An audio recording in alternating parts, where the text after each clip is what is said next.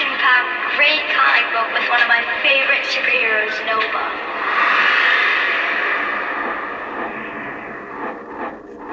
Way out there in the cold blackness of outer space. So this book, Nova, is the first step towards a huge event quietly stirring the Marvel Universe. Ed? This is Stephen Wacker at Marvel. You're ambushed. Welcome back to Behind the Marvels. We're here with Jeff Youngquist, who works at Marvel.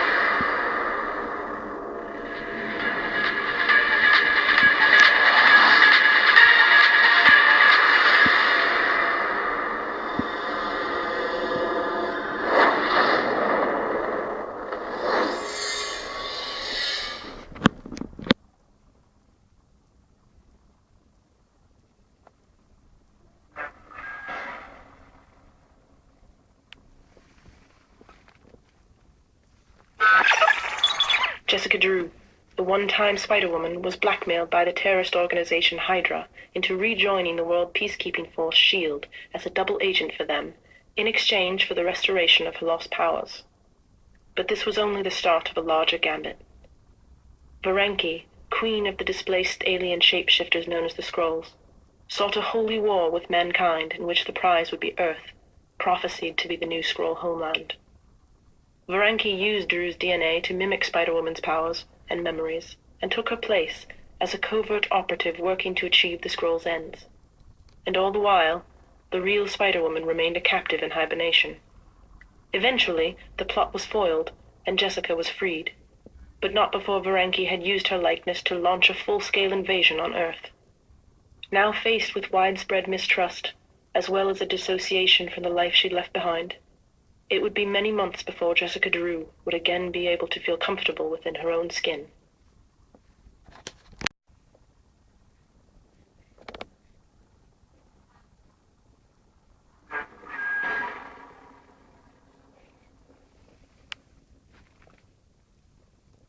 A big part of every issue of Hulk is sitting down and trying to figure out what's interesting to have Hulk punch that I haven't seen him punch in a long time. And dinosaurs is certainly high up on that list. Another part of it was just, besides the fact that there's the unwritten rule in comics that you're not allowed to do a time travel story without dinosaurs and biplanes in it somewhere, there was just the notion of, man, just Hulk pounding on a dinosaur, Hulk versus a dinosaur, and only the first of several dinosaurs that show up in issue 12, by the way. Showing up in the year 1881 or whatever it is, in the time of the Old West. That not only Hulk having to take them on, but Rawhide Kid, Two Gun Kid, and Kid Colt having to deal it out with Stegosauruses and Pterodons, and all in service of trying to get to the Chronarchus to a set-up camp in one of the Wild West towns, and is doing something in what is then the present day that will spill out into major repercussions in the 21st century.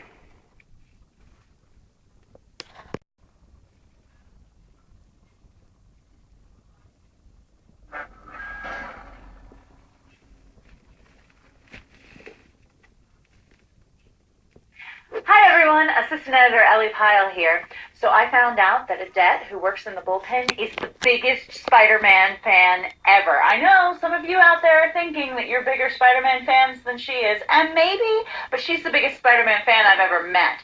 So we had Humberto Ramos come into the office, who draws Spider-Man, and I thought it would be so cool if Adette got a chance to ask her hero some questions. Here's how that went. Did you ever see yourself drawing Spider-Man? Always. I started reading the book when I was a kid, back in Mexico. And I remember myself, spending afternoons drawing superheroes. And the one that I always liked was Spider-Man. My favorite! Yeah, mine too. But no, don't tell anybody. Okay. So what advice do you have for aspiring comic book artists? Besides drawing, that's the least thing you have to talent you have to achieve to draw comic books. It's more about professionalism, because you work at home alone, and there's no boss, calling you or messing with you in that. It's all you, all alone, and you gotta be really, really professional and serious about this. Even when we do things for people to enjoy a little free time in that. It's a serious, really real work. So I always about that part, being professional, and knowing that there's a team behind you or assigned you, waiting for you to meet your deadlines. Right. So, what's your favorite thing about drawing Spider-Man? Spider-Man, I think, is like the coolest superhero ever. Very true. I mean, not only in Marvel, but ever in the whole universe, you know.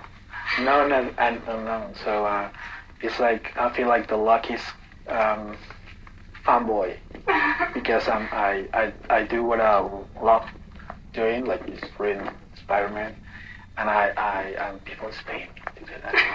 That's kind of cool. That's really cool. Yeah. You have to do what you love and pay for it. So, one of my biggest questions, do you like Gwen Stacy or Mary Jane more? Gwen Stacy. Yes! All the way. Gwen Stacy's my favorite! Can you talk a little bit about your process? Well, I wake up early in the morning, I read the script for the day, and I work all day long. Because I have to have a page done by the end of the day and make my editorial staff happy.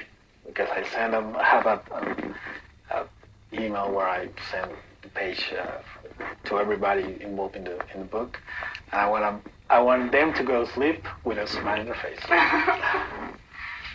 It's all like that.